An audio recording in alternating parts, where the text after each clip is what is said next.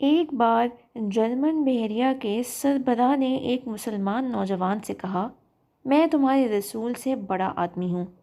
نوجوان نے کہا، میرا رسول کون ہے؟ جنرل نے کہا، تم مسلمان ہو، تمہارا رسول محمد ہے۔ نوجوان نے کہا، تم کیسے بڑے آدمی ہو؟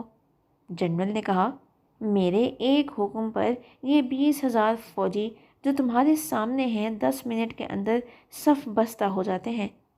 نوجوان نے کہا، اگر تمہارے سامنے مختلف عمر کے 20,000 لوگوں کو لایا جائے، ان کو صف بستہ کرنے کے لیے کتنا وقت لوگے؟ جنرل، اگر وہ میری تربیت یافتہ ہوں تو 2 گھنٹے میں سیدھے کھڑے ہو جائیں گے۔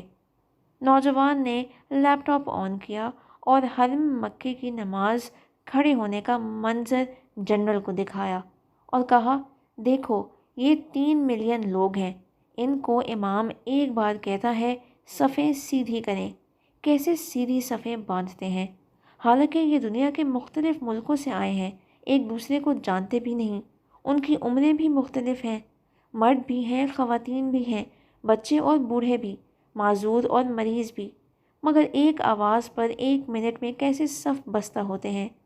یہ ہیں میرے رسول صلی اللہ علیہ وآلہ وسلم کی تعلیمات اور تربیت کا نتیجہ۔